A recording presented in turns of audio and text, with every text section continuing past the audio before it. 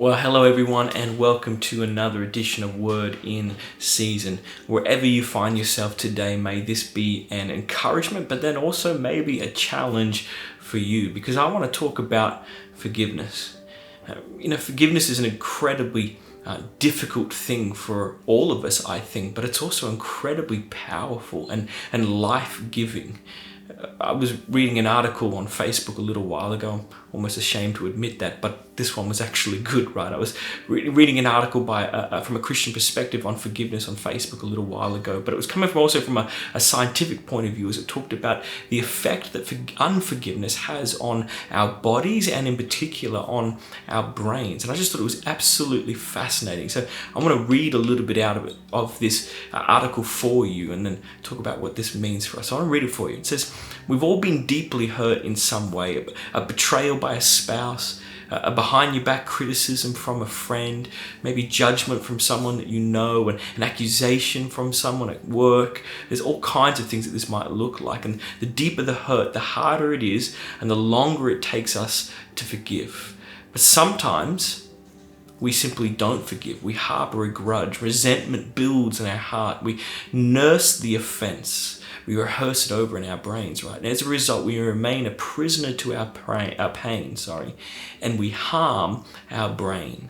When someone hurts us, it's natural and normal to feel pain. God created our brains to help us survive when we feel threatened. It's called the fight, flight, or freeze response. It's generated in our emotional centers, and it's completely normal. It's generated in particular by something called the amygdala. And when the amygdala is activated, a series of biochemical processes begin. The adrenal glands that lie on the top of our kidneys release a stress hormone called cortisol, and it releases that into our bodies. And then the brain releases neurotransmitters into the brain.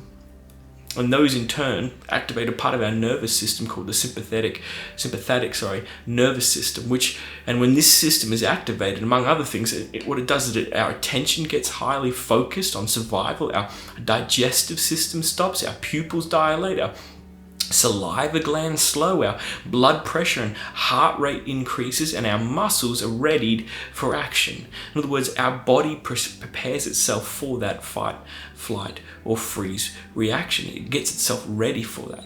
And that process can happen whether or not we're in real danger, or actually whether or not we're just in perceived danger. In other words, the offense doesn't even have to be genuine. If we perceive that someone has hurt us or offended us, then actually our body can get into this mode. And the problem with unforgiveness is that it keeps our bodies and our brains in this heightened state of alertness for long periods of time, and that's incredibly unhelpful for us.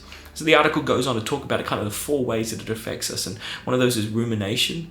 So we rehearse the hurt in our brain, right? We rehearse our negative emotions, and it kind of burns the event into our brains and deepens the pain that we've experienced it, right? So when we're not focusing on a task or something in particular, our brain defaults back to rehearsing over the painful situations. It just makes it last longer. It embeds it deeper, right? But here's the other part. It can affect our memory. So when we remain stressed for long periods of time, in other words, because we're refusing to forgive or we're struggling to do that, right? Cortisol, which is released by our body in that heightened state, it actually causes our brain to atrophy, especially our memory center called the hippocampus, which means, and this sounds kind of wild, right? But that unforgiveness can shrink our brains. That's a wild thought. Amplified negative emotions is one of the other things. So prolonged stress also amplifies our amygdala's sensitivity, making us even more susceptible to further hurt and pain. So it's a cycle. You stay in that place of unforgiveness, in that heightened place of alertness, and then you're more prone to offense and hurt, and so it just spirals out of control. And then the last one is it talks about this concept where it's called the Schadenfreude. I have no idea how to say that, but essentially it means there's a secret pleasure we feel when we see those who have hurt us experience misfortune themselves. It actually causes our brain to produce the pleasure neurotransmitter dopamine. In other words, it feels good to see bad things happen to people who we think have done bad things to us. I think we can all kind of identify with that. But it's the opposite of what Jesus calls us to do. He calls us to pray for our enemies. And you can't do that and also feel pleasure at their misfortune. Those things don't seem to line up, right? So unforgiveness not only keeps us chained to the pain and the offense, right, the offender themselves, but actually profoundly affects our bodies and our brains. Now I read that and I think, man, I don't want anything to do with that. It's almost like Jesus knows what he's doing and knows what's best for us, and that he actually cares about us. And that's why he would say, run a mile from this thing. That's why he would actually command us to forgive as we've been forgiven.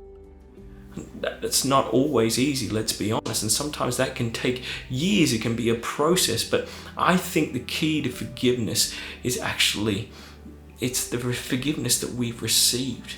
The key to forgiveness is to know that we have been forgiven first, because forgiveness flows like a river. So as I receive forgiveness from the Father and I meditate on that forgiveness, the grace and mercy that God has poured out to me on the cross, and as I receive that, meditate on that forgiveness and allow it to fill my heart, it changes my heart. That forgiveness might actually flow from my heart to those around me. I don't think it's just about human effort or trying harder or doing better. I think it comes back to the grace and mercy that we've received. Forgiven, my heart wants to forgive. And the truth is that it's actually good for us.